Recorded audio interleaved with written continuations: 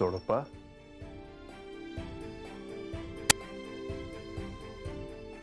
देवा, प्रधानजी, एक बोलायचं होतं. बोलावे. देवा, गडावर काय बाय चालू आहे, पर आमासने काय बी कळना झालं या. आमचं काही चुकलं बिकलं तर नाही ना? चोडप्पा, हे खरं आहे. गडावर काही गुप्त चर्चा सुरू आहेत, काही निर्णय घेतले जात आहेत, परंतु ह्यात तुमची काहीच चूक नाही. पर देवा, असं का? तुम्ही आम्हाला काय बी सांगत नाही आणि देवी बी आमच्यावर रागवत नाही. ती जो निर्णय घेतला जाईल त्याची लवकरच घोषणा होईल. तुमच्यापासून काही लपवलं जाणार नाही. चिंता नसावी.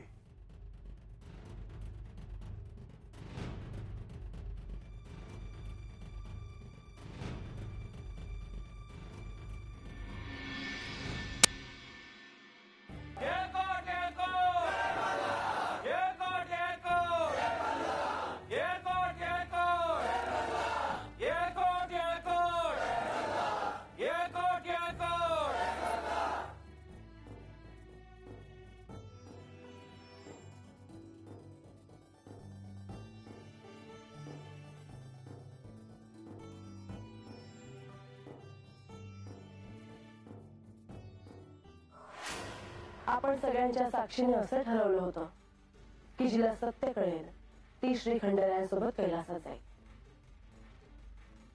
आणि सत्य मला कळलं आहे.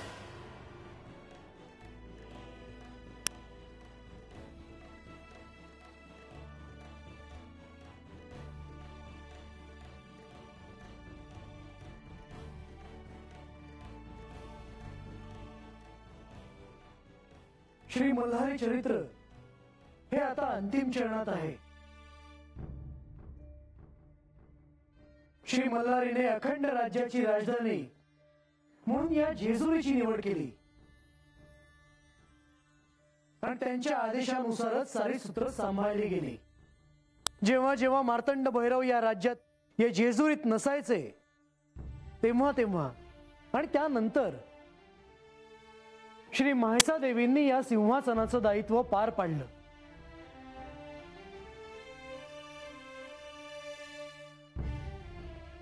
श्री म्हाळसा देवींच्या आदेशावरूनच लोककल्याणाचं कार्य पार पाडलं गेलं.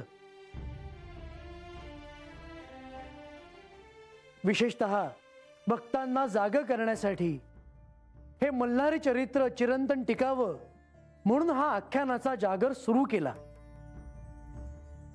तुमच्या प्रिय खंडोबाला मल्हारी का म्हणतात या कथेला आज प्रारंभ होईल आणि हा सुरू झालेला ज्ञानकुंड इथेच शांत होईल.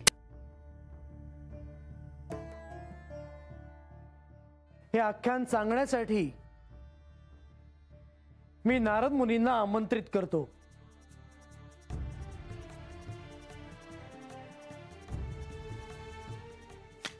नारायण नारायण. आख्यान करणारा हा साक्षात विष्णू स्वरूप समजला जातो आणि प्रत्यक्ष श्री विष्णूंनीच या आख्यानासाठी आमंत्रित करावे यासारखे महत् भाग्य दुसरे ते कोणते. श्री मल्हारी चरित्र सांगण्याचे दायित्व मला देण्यात आले तो क्षण मला आजही आठवतो. हे शिवधनुष्य कसे पेलायचे हा माझ्या समोर प्रश्न होता आणि म्हणूनच मी साक्षात श्री खंडेराय, श्री म्हाळसा देवी, श्री गणपती, माझे आराध्य श्री विष्णू यांच्या समोर नतमस्तक झालोच. परंतु माता सरस्वती यांचेही मी आशीर्वाद घेतले आणि त्यांच्या कृपेनेच मी आज इथवर पोहोचलो आहे. त्यामुळे आजच्या या आख्यानाच्या अंतिम चरणाची सुरुवात मी श्री सरस्वती माता यांच्या स्तवनाने करतो. नारदा, माझे आशीर्वाद तुला आहेत. मल्हारी चरित्र सांगताना तुला कोणतेही विघ्न येणार नाही. ज्या क्षणी तुला माझे साह्य हवे असेल त्या क्षणी केवळ माझे स्मरण कर मी तात्काळ तुझ्या समोरील विघ्न दूर करेन. या कुंदेंदु तुषारहार धवला, या शुभ्र वस्त्राभृता, या वीणावरदंड मंडित करा, या श्वेत पद्मासना, या ब्रह्माच्युत शंकर प्रभृती देवै सदा वंदिता, सा मां पातु सरस्वती भगवती. निःशेष जाड्यापहा.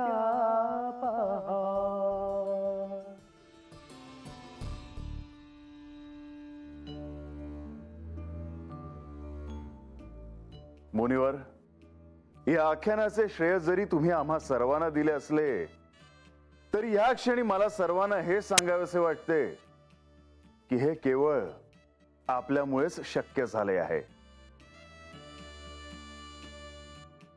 नारायण नारायण. मुनिवर, मी जेजुरीत येणे आधीपासून आपल्या संदर्भात ऐकून आहे. आपण सगळीकडे भ्रमण करत असता. आपण लोकांच्या दृष्टीने वार्ता इकडची तिकडे कळवत असता. पण आज मला सगळ्यांना सांगायचे आहे,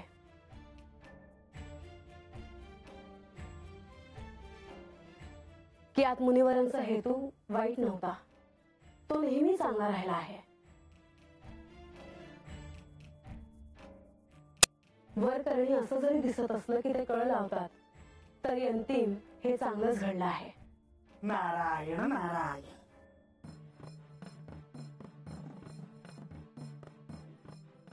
महाराज, मला एक बोलायचं आहे जी. बानू, अनुमती आहे. माझी जागा गडाच्या पायथ्याशी आहे हे मला ठाव आहे, पण आख्यान ऐकायला मिळावं देवांचं म्हणून मला गडावर यायला मिळालं.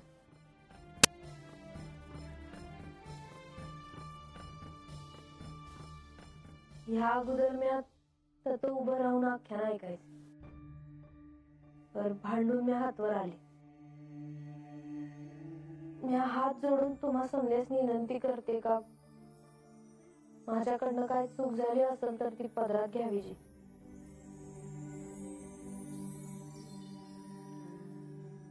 बानू, तुला हे ज्ञात झाले हे उत्तम झाले, पण या आख्यानाचे प्रयोजन एवढेच नव्हते. तुझ्याकडून जे अपेक्षित आहे त्यापर्यंत तू अजून पोहोचली नाहीस.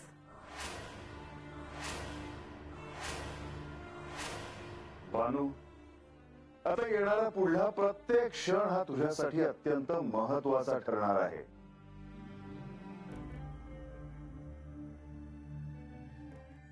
माझी एक इच्छा आहे, देवीसनी जे सत्य ठाव आहे ते त्यांनी समजांमुळे सांगावं.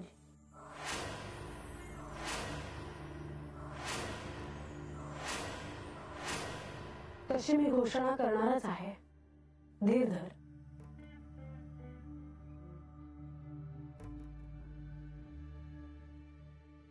मुनिवर, आख्यानाला आरंभ करा. नारायण नारायण. आज सर्व सांगितलेल्या गोष्टींचे स्मरण करून देऊ इच्छितो. मणी आणि मल्ल या दोन दैत्यांनी सृष्टीत अनाचार माजवला होता.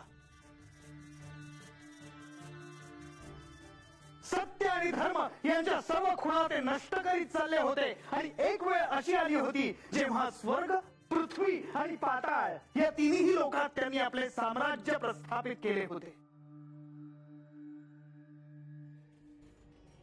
ते स्वतःला परमेश्वर समजू लागले होते. देवांसाठी होत असलेली प्रार्थना, यज्ञ थांबवण्याचा त्यांनी आदेश दिला होता. आणि तरीही मणिचूर पर्वताच्या पायथ्याशी धर्मांगवित अर्थात सप्तर्षी हे शिवाची आराधना करीत होते. नारायण नारायण.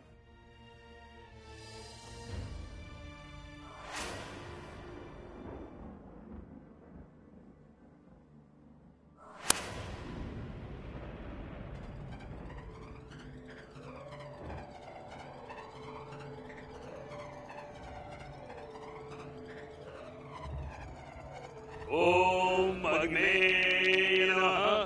बंद करा, बंद करा ते यज्ञ कर्म. हा यज्ञ जर तात्काळ थांबवला नाही तर त्यानंतर होणाऱ्या तुमच्या विनाशास तुम्ही स्वतः कारणीभूत असाल.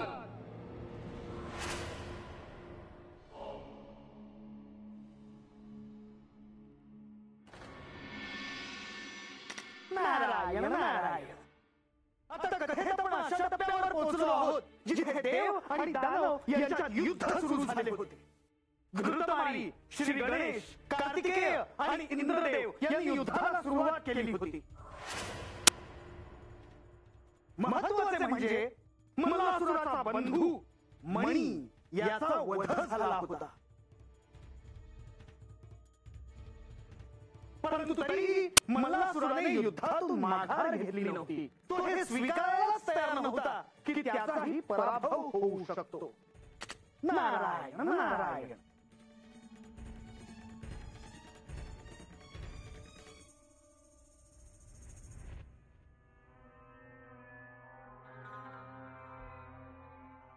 युद्धभूमीवरून ज्या वार्ता येत आहेत त्या आपण ऐकत आहात ना? हो. मग आता तरी आपण युद्धाचा पुन्हा नव्याने विचार करणार आहात का? मी युद्धभूमीवर कधी जायचं याचा विचार करतोय. मला असे म्हणायचे नव्हते. तू काय विचार करतेस ते मला काही कळत नाही का? पण आपले बंधू मणी यांचा युद्धात केवळ पराभव झाला नाहीये तर त्याला त्यांचे प्राण गमवावे लागले आहेत. तरी आपल्याला युद्ध हवे आहे. तुला काय वाटते, माझ्या मणीचा मृत्यू असाच वाया जाईल? नाही. माझ्या मणीच्या मृत्यूचे मूल्य त्या देवसेनेला चुकवावे लागणारच. पण असे नाही घडले तर? स्वतःच्या पतीच्या युद्ध कौशल्याबद्दल तुला शंका आहे का? नाही, मला असे म्हणायचे नव्हते. मग मृत्यूचे भय वाटत आहे का? नाही, पण आपण मिळवलेल्या वैभवाचे या यशाचे काय होईल याची काळजी वाटते. आणि मल्लाचा युद्धभूमीवर मृत्यू होईल असे वाटत आहे का? तुला ठाऊकच नाही, प्रत्यक्ष इंद्र स्वर्ग सोडून इकडे तिकडे फिरतो आहे. पृथ्वी तलावर देवांच्या पूजा अर्चना थांबल्या आहेत आणि सगळे जण माझी पूजा करतायत. हे सगळं का हे ध्यानात ठेव, कारण हा मल्लासूर इतका शक्तिशाली आहे की युद्धभूमीवर त्याच्या समोर कोणीही उभं राहणार नाही. पण युद्धभूमीवर तर वेगळीच चित्र आहे. कारण अजून मी तिथं गेलेलो नाही आणि दैत्यांनी देखील खूप काळ सुखाचा उपभोग घेतलाय. युद्धाचा सराव राहिला नाही त्यांना. पण शुभवार्ता येईल, चिंता नसावी. आपण जे म्हणताय ते मला पटत नाही. तुम्हाला त्या शिवाची भीती वाटतेय का? हे ध्यानात असू द्या. आता जे बोललात ते तुमच्यापर्यंत ठेवा. इतरांना यात ओढू नका. युद्धाचा ज्वर कमी होऊ द्यायचा नाहीये मला. सगळ्यात महत्वाचे, युद्धात आपलाच विजय होणार आहे असा विचार दैत्य गोळाने करावा अशी माझी इच्छा आहे. त्याला तडा जाऊ देऊ नका.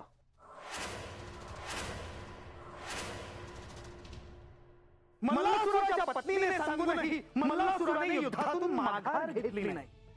परंतु असे अनेकदा घडले आहे की दैत्यांच्या बाजूनेही कोणीतरी नेहमीच सावध केले आहे. तिथे मल्लासुराची पत्नी होती जिने भविष्यात स्वतःच्या पुत्रांसाठी श्री खंडेरायांकडे याचना केलेली होती. तिला असे सांगण्याचे सुचले कारण कुठेतरी मुखातून अंतर्मनातून तिने परमात्म्याचे चिंतन केलेले होते.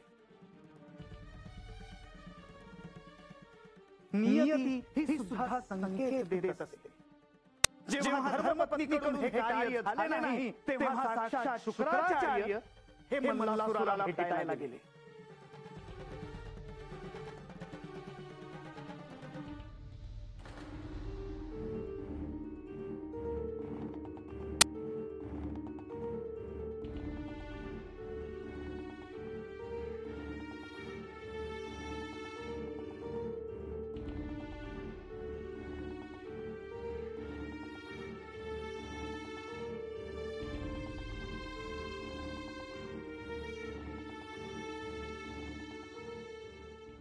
प्रणाम आचार्य. प्रणाम आचार्य. तुला काय आशीर्वाद देऊ मल्लराज?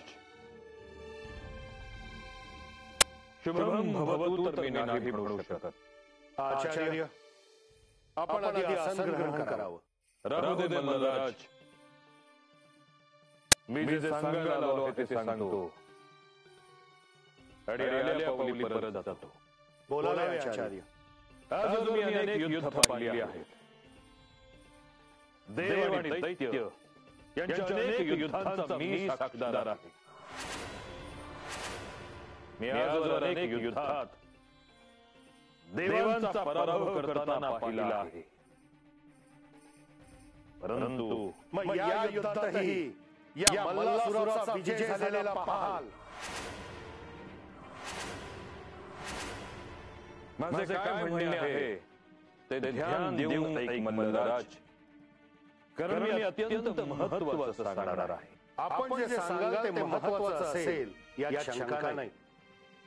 पण आपण मला युद्धातून माघार घेण्याचा सल्ला देऊ नका. आचार्य, आपण काहीच का बोलत नाही आहात? कोणतीही अट असेल तर काय बोलावं? बोलावे आचार्य. क्षमा असावी. पण माझी पत्नी सुद्धा मला युद्धातून माघार घेण्याचा सल्ला देत होती. आजवरचा इतिहास आहे मल्लराज. जेव्हा जेव्हा श्री महादेवांनी युद्धात सहभाग घेतला आहे किंवा हस्तक्षेप केला आहे तेव्हा तेव्हा दैत्यांचा युद्धात पराभव झाला आहे. यावेळी आपण श्री महादेवांची क्षमा मागून या युद्धात माघार घेण्याचा प्रस्ताव देवसेनेकडे पाठवावा. आपल्याकडून ही अपेक्षा नव्हती. दैत्यकुळाच्या विजयासाठी त्यांच्या पाठीशी उभे राहून प्रोत्साहन देण्याऐवजी आपण त्यांना माघार घ्यायला सांगता का? त्या शिवापुढं माझा या मल्लासुराचा पराभव होईल अशी भीती वाटते आपल्याला. हे असुरराज, हे सत्य आहे की श्री महादेव हे अजय आहेत. आजवर त्यांच्या युद्धात कोणीही पराभव केलेला नाही आणि भविष्यात त्यांचा पराभव होणं केवळ अशक्य आहे. मग हे युद्ध होणं आवश्यकच आहे. त्या बैराग्याचा हा मल्लासूर कसा पराभव करतो ते त्रिखंडातील सारे देव आणि असुर पाहतीलच. पण हे दैत्यकुळाचे आचार्य आहेत. दैत्यकुळाच्या हिताचंच सांगतात आचार्य. तसं असतं तर माझ्या बंधूला मणीला महामृत्युंजय मंत्रांनी जिवंत केलेलं असतं. असुरराज, तुम्हाला विसर पडला बहुधा. हा मंत्र सिद्ध करून श्री महादेवांनी आम्हाला दिला आहे.